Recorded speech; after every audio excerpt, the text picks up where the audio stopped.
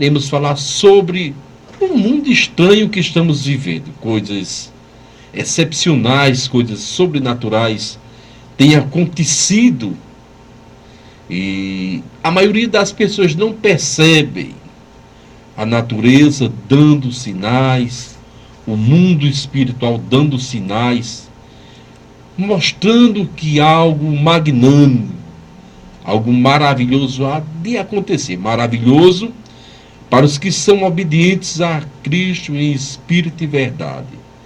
Porém, pode tornar-se um evento nefasto, um evento destruidor para os que estão em desobediência. E esse evento é nada mais, nada menos do que a vinda triunfal de Jesus Cristo para vir buscar, para arrebatar a sua igreja gloriosa.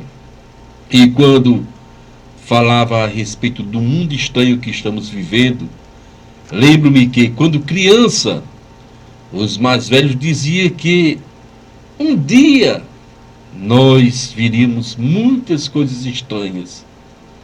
E eu ficava ouvindo aquele discurso, aquele diálogo, e pensava, isso é coisa de velho, para fazer medo, para mostrar, ostentar conhecimento, ostentar poder, que sabe mais do que a gente. E os anos se passaram bem rápido, os anos se passaram bem depressa. E hoje eu tenho visto muitas coisas acontecer, muitas coisas que a gente nem acredita. Entre elas, nós observamos homens adorando outros homens como se fossem deuses, se curvando, se dobrando, se humilhando. Da mesma sorte, algo que não é novo, que é secular, tem acompanhado a antropologia, a história do homem na Terra, que são seres humanos deixando de dar glória a Deus, para dar glória à imagem de escultura, como vimos na pregação anterior. Homens, seres humanos que adoram animais, chega até a adorar os mortos, como acontece na Índia, como acontece no Egito e outros países. Coisas que são tremendas. Aí começam esses eventos da natureza, esses eventos também sobrenaturais, que as pessoas não sabem explicar, como por exemplo a Covid. Qual a explicação? Onde começou? Quem está manipulando? Como segurar? Está fora de controle. Então são coisas que estão nos impactando, chamando a atenção. Mas se olharmos de uma prisma espiritual, estamos vendo que tudo isso é porque ao longo da história temos negado a Deus, temos voltado em função de todas as coisas, menos de Deus. É tanto que o profeta Joel, no Antigo Testamento, chegou a escrever, advertindo aos tempos atuais, aos tempos futuros, a coisas que ainda iremos enfrentar. Ele disse o seguinte, livro do profeta Joel, capítulo 2, versículo 32. Vamos ler a Bíblia. Todo aquele que invocar meu nome será salvo, pois conforme prometeu o Senhor no monte de Sião e em Jerusalém, haverá um livramento para os sobreviventes, para aquele que o Senhor chamar. Então observe que temos visto em primeira instância coisas grandes acontecer, temos visto homens se curvando a outros seres, que sejam homens, que sejam animais, esculturas, que sejam até mesmo mortos, invocação dos mortos. Há santos que morreram ao longo da história, conforme classifica. Aí quando diz adoração aos mortos, adorar fulano, a José, a Antônio, a Manuel, a Maria, a Francisca, adoração a morto, quando a Bíblia nos ensina que a adoração é a Deus. Aí o profeta diz, e naquele tempo quem invocar o meu nome será salvo. Em Sião, em Jerusalém, haverá um grande livramento, que sobreviverão para aqueles que o Senhor chamar. E quem são aqueles que o Senhor está chamando? eu posso dizer com toda a autoridade, a mim, a você, a todos que são a sua imagem e semelhança. Todo homem é imagem e semelhança de Deus. Apenas ele se perde ao longo da jornada, do percurso na terra, e começa a externar, começa a formar uma imagem diferente do Senhor, que é a imagem do pecado. Todavia, o Senhor sempre deu um livramento ao homem. Ele nunca negou uma oportunidade ao ser humano. Essa é a diferença do Deus verdadeiro para os deuses de mentira. Os deuses de mentira enrola e não pode fazer nada. Deuses que são criados por quem? Pelo próprio homem, por Satã. Então, o pecador não percebe isso, perde intimidade, perde tempo e perde até a salvação, porque vive em uma esfera tão suja que não tem um alinhamento com Deus.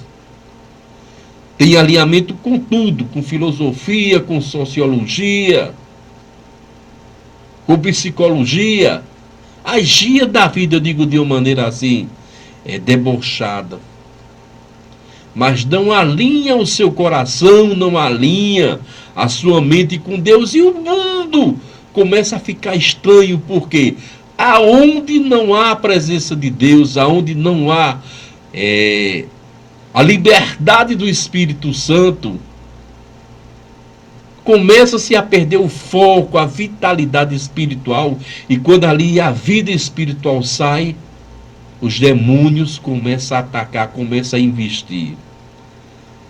E dentro desse livramento, que aqui eu não quero fazer uma apoteose, uma apologia ao pecado, à condenação, mas eu quero mostrar que em meio de tantas coisas hediondas que estamos vendo, Deus continua chamando o ser humano, o pecador, à redenção, à remissão dos pecados. E no livro de Atos dos Apóstolos, olhe que grande citação. Atos dos Apóstolos, capítulo 2, versículos 20 e 21, diz o seguinte: e o sol se tornará em trevas e a lua em sangue, antes haverá o grande dia do Senhor. Observe coisa estranha. E o sol se tornará em trevas e a lua em sangue, antes que chegue o grande dia do Senhor. Porém, no versículo 21 diz o seguinte: todo aquele que invocar o meu nome será salvo. Observa aí agora o livramento. Todo aquele que invocar o nome de Cristo. E você vai perceber do livro da Gênesis, o livro da criação, ao livro do Apocalipse, o livro da consumação, não existe sequer uma vírgula, um ponto, um tio ou qualquer outro sinal que enfatize, que mostre, que explane a salvação a outro ser ou em outro ser. Observe que a palavra de Deus não leva ninguém enganado. Leva mostrando o que é certo e o que é errado. E o que passa disso é ficção humana, é inspiração satânica, é inspiração maligna. Então só o nome de Jesus, só o Senhor é que nos dá esse livramento, que nos dá esse poder. Então observe que é uma afirmativa que tem no versículo, acompanhada de o imperativo, diz todo aquele que invocar. Está fazendo uma afirmação. E depois vem o imperativo, a ordem, a determinação real do trono da graça de Deus. Invocar o meu nome será salvo. Então o maior problema do pecador é que ele começa a criar coisas estranhas, coisas fora do plano de Deus, coisas fora da Bíblia Sagrada, a palavra do Senhor e salvação para todos os homens. Então está se criando um mundo ideal. Hoje estão criando um mundo ideal, mas não estão vivendo no mundo real. O mundo ideal dá direito à idolatria, dá direito à luxúria, à imoralidade, à bebedeira, à lascívia, ao crime, a todas essas demandas do pecado. É o mundo ideal que as pessoas querem. A libertinagem da carne, fazer e acontecer, rolar da maneira que querem, que bem entenderem, mas estão perdendo o mundo real, que é o mundo de Deus, o mundo espiritual, o qual há compromisso, o qual há uma conjuntura, uma desenvoltura de compromisso, se dá e se recebe, se adora, se tem a presença de Deus, se santifica, se recebe livramento. É aquele acordo unilateral entre Criador e criatura, santificando na pessoa de Cristo. E os homens estão criando muitas coisas que fogem do padrão da salvação, que fogem do padrão da Bíblia. É tanto que no livro de Eclesiastes, capítulo 7, 29, temos a seguinte citação: vede isto, somente achei, que Deus fez o homem reto, mas ele buscou muitas invenções. Deus fez o homem reto, íntegro, e o homem, ao longo do tempo, ao longo dos dias, criou muitas invenções, saiu do plano de Deus. E as pessoas muitas vezes dizem: mas eu não tenho vício, eu sou uma boa pessoa, eu sou um bom religioso, como Nicodemos, dava de costume a esmola, fazia caridade. Mas Jesus disse no Evangelho de João, capítulo 3, Nicodemos, falta uma coisa: nascer de novo, nascer do Espírito Santo, nascer da água, que é a palavra, não nascer voltando ao ventre da mãe. Então, nos últimos dias temos muitas pessoas boas. Quem pode negar? Pessoas honestas, pessoas íntegras, que muitas vezes dão um melhor testemunho do que muitos evangélicos, do que muitos cretinhos. Mas a negligência também é uma forma de traição. Negligenciar é trair. Muitas pessoas, fazendo um comparativo agora dentro de sociologia, dentro do comportamento humano, muitas pessoas pensam que trair é somente deitar com outro na cama, é somente pensar em outro ou em outra, consumar uma conjunção carnal através da sexualidade. Pensa que trair é somente isso. Mas quando se negligencia o casamento, quando se nega o casamento, quando abandona, deixa no desprezo, na tristeza, quando não se ama, também é uma forma de traição. Trazendo agora esse exemplo do comportamento humano, físico, psicológico, emocional, trazendo agora para a esfera espiritual, negligenciar a Deus também é traição. Não ler a Bíblia, não se adorar, não se glorificar, não se aceitar a Jesus Cristo como o único Salvador é traição. Porque cristãos temos muitos aí pelo mundo afora. Muitas ordens de cristianismo.